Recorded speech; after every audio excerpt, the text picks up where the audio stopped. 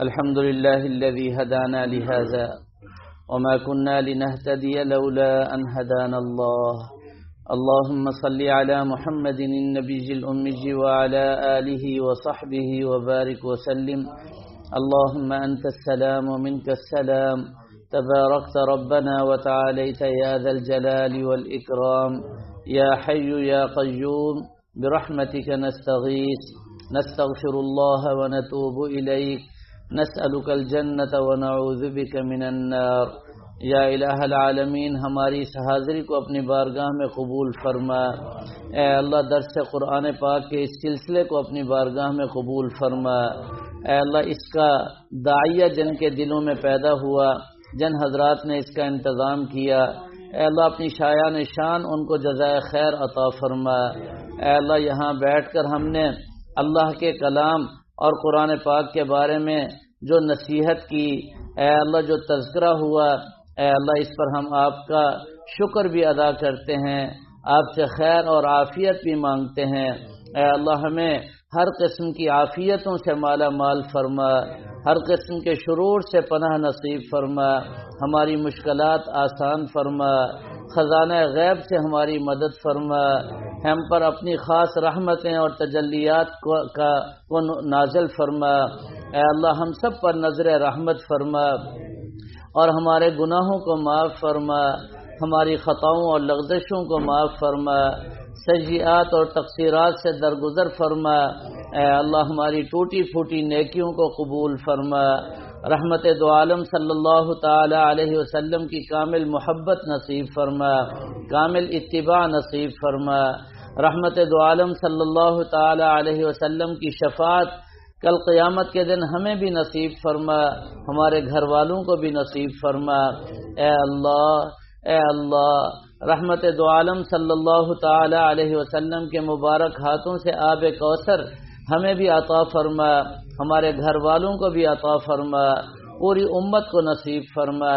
تمام بے نمازیوں کو نمازی بنا، بے اولادوں کو نیک صالح اولاد عطا فرما، جو صاحب اولاد ہیں ان کی اولادوں کو نیک اور فرما بردار بنا. جن بچوں اور بچیوں کے رشتے نہیں ہو رہے، مناسب اور موافق رشتے عطا فرما. اے اللہ جو بے گناہ قید میں ہیں ان کی رہائی کا انتظام فرما. ڈاکٹر عافیہ کے لیے آسانیاں پیدا فرما.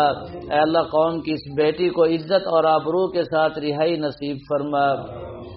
اے اللہ جتنے مسلمان پریشان ہیں، تکلیف میں ہیں، اے اللہ غزہ کے مسلمان، فلسطین کے مسلمان، کشمیر کے مسلمان، اے اللہ ان کی مدد فرما. اے اللہ ان پر نظر رحمت فرما. اے اللہ جو دشمنان دین ہیں، اے اللہ ان کو تہ و بالا فرما، ٹکڑے ٹکڑے فرما، ان کے عزائم میں ان کو ناکام فرما. اے اللہ ان پر اپنے عذاب کا کوڑا برسا. بیت المقدس کی حفاظت فرما، حرمین شریفین کی حفاظت فرما، ہمارے پورے دین کی ختم نبوت کی حفاظت فرما.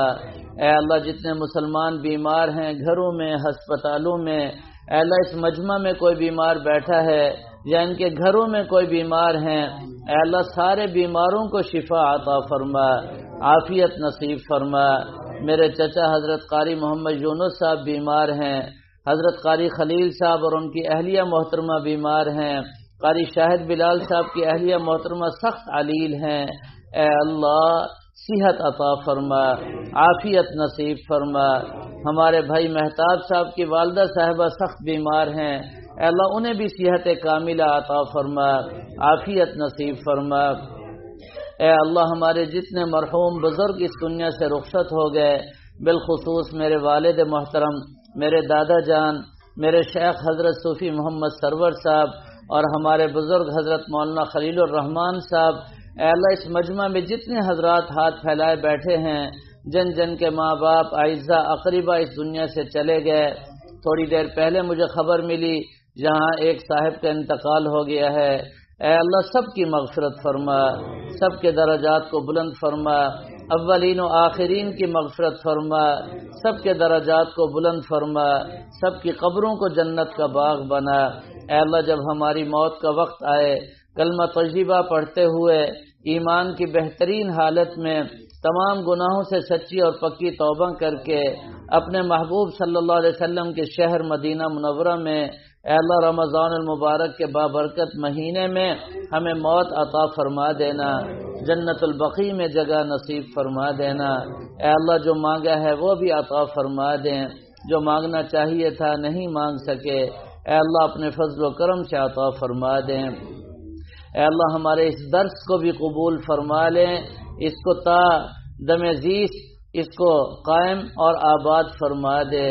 اے اللہ ہم سب کے دلوں میں قرآن کی محبت اور قرآن پاک کے انوارات نصیب فرما دیں۔ اے اللہ اس کو اپنی بارگاہ میں شرف قبولیت عطا فرما دیں، زیادہ سے زیادہ نفع اس کا عام اور تام فرما دیں۔ آمین یا رب العالمین، بحرمت سید الانبیاء والمرسلین علیہ الصلاۃ والتسلیم، برحمتک یا ارحم الراحمین۔